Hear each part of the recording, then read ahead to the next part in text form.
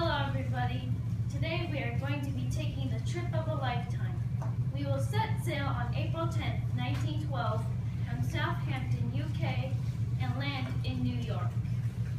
Now, each of you will receive an envelope.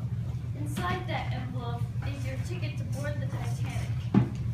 Also, those ice cubes in your hand, I challenge you to see if you can hold them in your hand until the end of my presentation. No, inside the bag. No, don't, you guys leave it in the bag. Unless if any of you are really daredevils. I'm doing it. I've got it. I'm doing it. She just asked you guys to do it.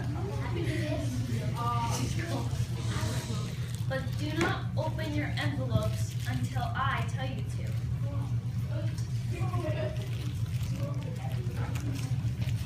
Imagine waiting to board the most grandest ship in the world, the unsinkable Titanic. The Titanic is 883 feet long and 104 feet high. Imagine people all around you, excited and saying their safe travels, but the Titanic only has 16 lifeboats and 4 collapsibles. Remember, all of you have a ticket to board the Titanic, but do not open it yet. On the first day, the Titanic traveled 484 miles, the engines turning at a rate of 70 revolutions. On the second day, the speed hit 73 revolutions, and the Titanic traveled 519 miles. The Titanic's full speed capacity was 78 revolutions. They intended to reach 78 revolutions by Monday, but Monday never came. The Titanic had many problems ever since it set sail from Southampton. A fireman named J. Dilly was assigned to the Titanic. The Titanic was on fire. The fire started in Bunker 6, where hundreds of tons of coal was stored.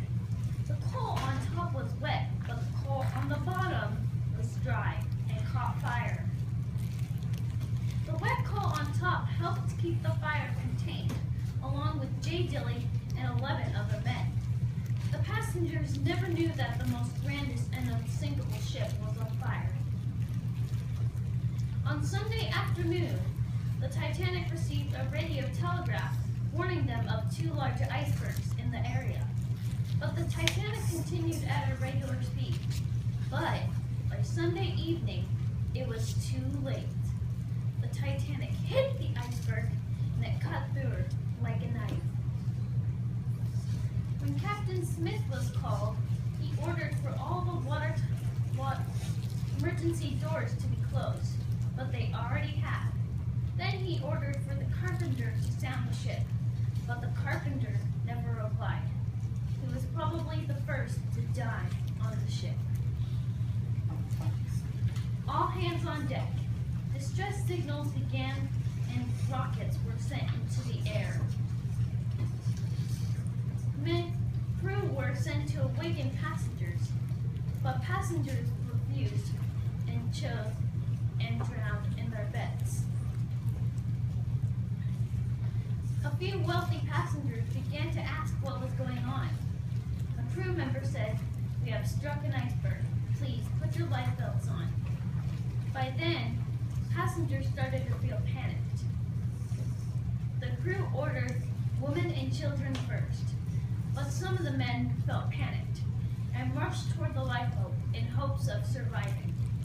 The crew shot them back and again ordered only women and children first. The captain ordered the band to play in hopes of keeping people calm. It was a tragic, heartbreaking scene. Family members saying goodbye and fathers assuring their wives and children that they would see them very soon.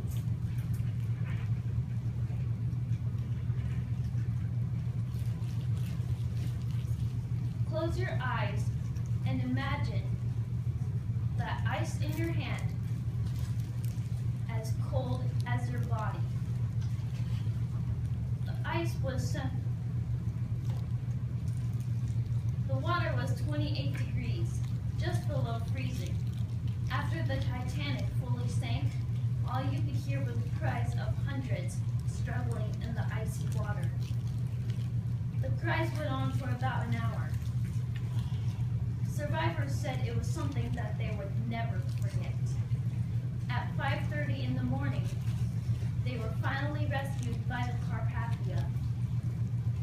Many Carpathia officers reported that they saw 50 or more bodies floating in the sea. It was a tragic scene, families mourning the loss of their loved ones.